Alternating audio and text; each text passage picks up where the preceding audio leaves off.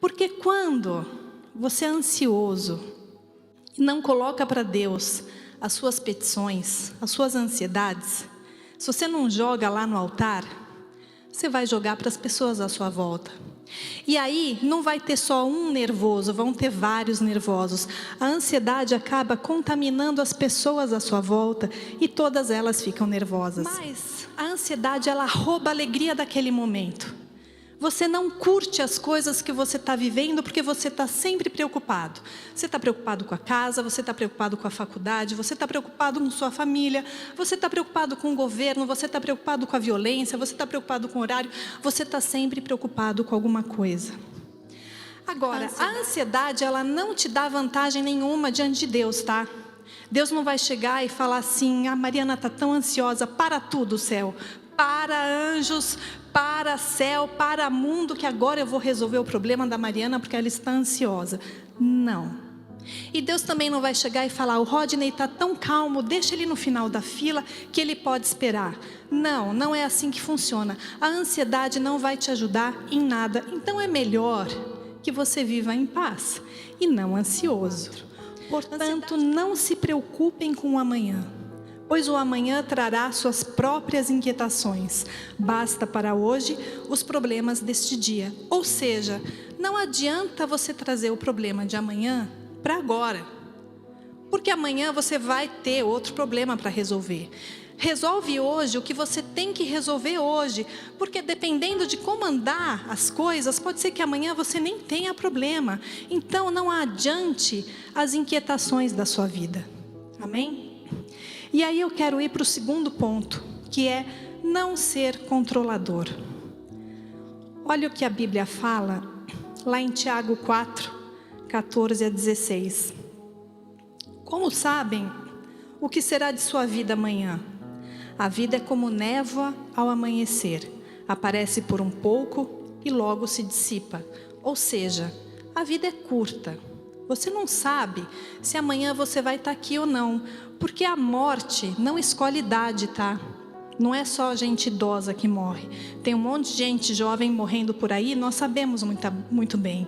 O que devem dizer é: se o Senhor quiser, viveremos e faremos isso ou aquilo. Caso contrário, estarão se orgulhando de seus planos pretensiosos, e toda presunção como essa é maligna. Resumindo, simplificando aqui pra gente, de repente, a gente cresce e vê que a vida não é como a gente pensava quando a gente era jovem. As coisas não saem sempre do jeito que a gente quer. Aquele sonho que a gente sonhou sempre não deu muito certo. E aí o que a gente faz? A gente esperneia. Ou a gente come demais, ou a gente come de menos, ou a gente dorme demais, ou a gente dorme de menos. A gente não relaxa, a gente não vive, a gente fica bravo com Deus porque as coisas não saíram do jeito que eu pedi na oração. E a gente esquece que os pensamentos de Deus são maiores do que os nossos. Muitas vezes, o que a gente fala? Não, eu vou dar conta. Eu vou dar conta porque o meu problema, eu sei que é um problema que me chateia, mas tem tanta gente com problema pior do que o meu. Eu não vou incomodar Deus com isso. Ele tem coisas mais importantes para se preocupar. Meu querido, minha querida, Deus, Ele assumiu a sua paternidade. Ele é o seu pai. Pense como filho. Se você é um desses que pensa desse jeito, muda seu pensamento. Porque um pai e uma mãe quer participar de toda a preocupação do filho, de todo o problema, seja ele grande ou pequeno. Eu quero saber de tudo que acontece na vida do Rafa. E assim é Deus conosco, Ele quer saber. Ele sabe, mas Ele quer que você fale, Ele quer construir um relacionamento com você. E não existe relacionamento sem comunicação. A pessoa que pensa dessa maneira fala: eu vou dar conta da minha família, eu vou dar conta das minhas finanças, eu vou dar conta da minha carreira, eu vou dar conta de tudo. Você não vai dar conta. É muita coisa, você não vai dar conta.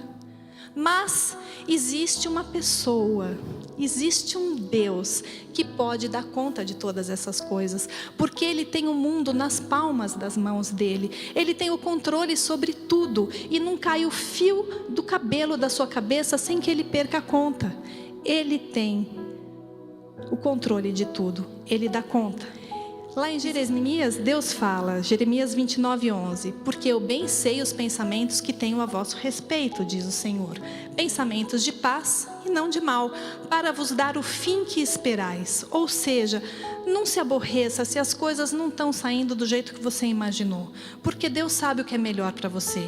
Ele ouve as conversas que você não ouve, Ele está vendo lá na frente coisa que seus olhos não conseguem alcançar. Então, não se preocupa, descansa, confia. Vocês acham que eu saí como? Do consultório do médico quando ele falou: Mariana, você tem um câncer maligno, agressivo e raro. Eu nunca tinha sonhado isso para minha vida. Não tinha saído do jeito que eu queria. Mas diante de Deus, eu estou aqui no altar do Senhor. Eu não me desesperei, porque eu tinha convicção de que Deus ia dar um jeito na minha situação, ainda que as coisas não estivessem saindo do jeito que eu tinha sonhado. Então Deus, Ele não vai te largar na mão. Não importa a situação que você esteja passando, não importa se as coisas não estão saindo do jeito que você quer. Nunca quis ser guerreira, mas chegou um dia da minha vida que Deus falou: princesinha, está na hora de guerrear. Se a guerreira aí dentro de você não acordar, a princesinha vai dançar.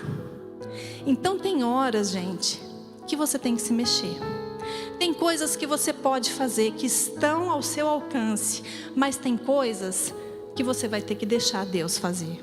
Então faça a sua parte, mas deixa Deus fazer a dele.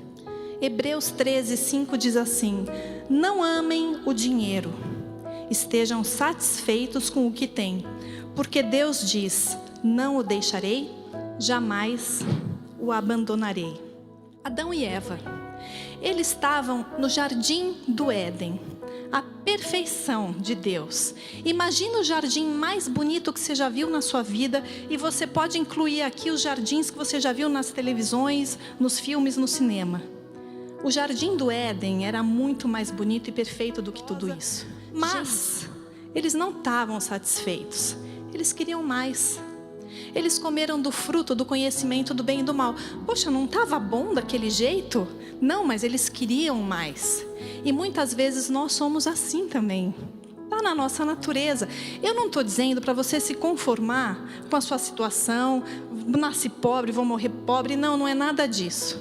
É lícito você querer um carro melhor, uma casa melhor. É lícito você querer crescer na sua carreira.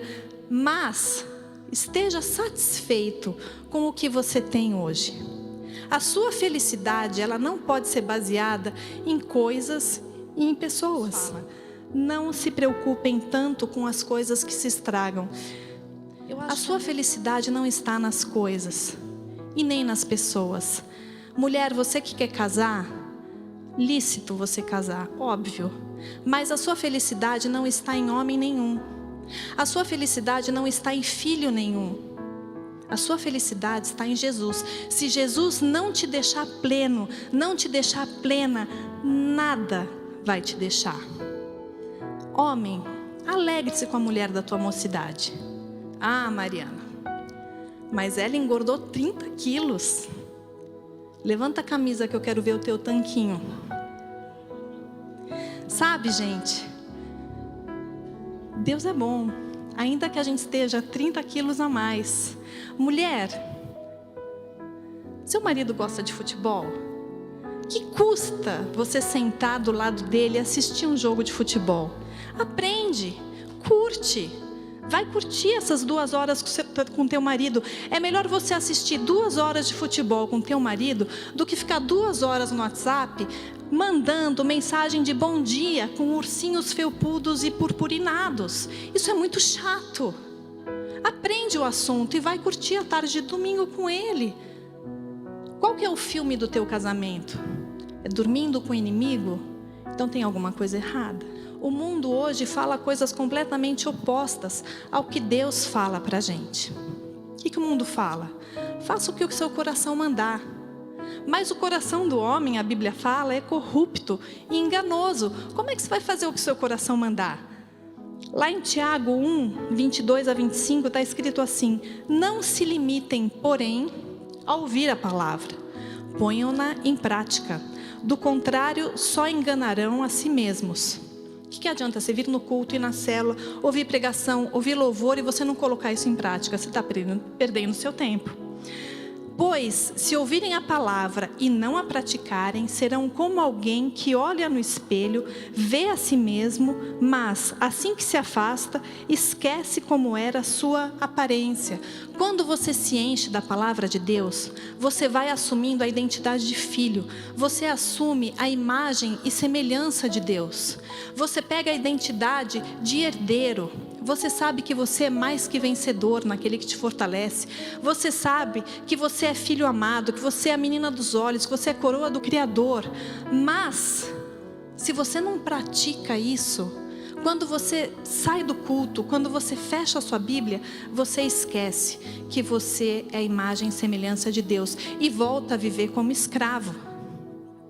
Se, contudo, observarem atentamente a lei perfeita, a palavra perfeita que os liberta, perseverarem nela e a puserem em prática, sem esquecer o que ouviram, serão felizes no que fizerem.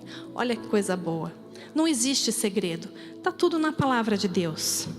A gente sabe das promessas. A gente sabe que Deus é o Deus do impossível. A gente sabe que não existe nada difícil demais para Ele. A gente sabe que Ele cura todas as doenças, que Ele sara todas as feridas, que Ele é o Criador do céu e da terra, que Ele é socorro bem presente na tribulação. A gente sabe que 1000 cairão do nosso lado, 10.000 à nossa direita, mas nós não seremos atingidos.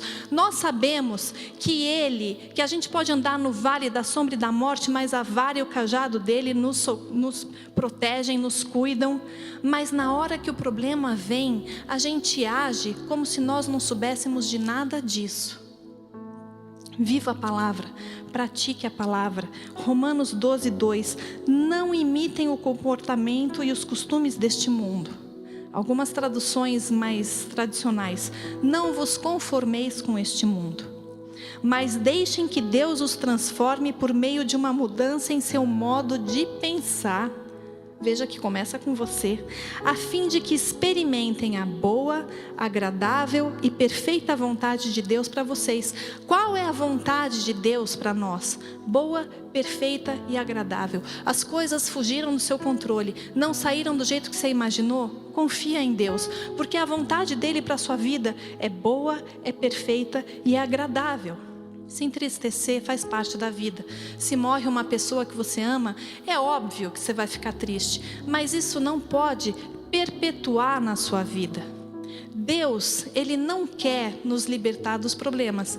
No mundo tereis aflições. Por que não, Mariana? Ele é ruim? Não, Ele não é ruim. Acontece que ninguém aprende sem ter que batalhar por nada. Ninguém se apega a Deus de fato sem ter nenhum problema. Eu aprendi a viver direito depois do câncer.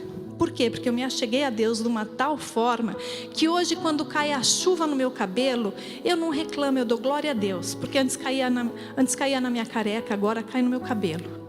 Então você aprende a pensar diferente.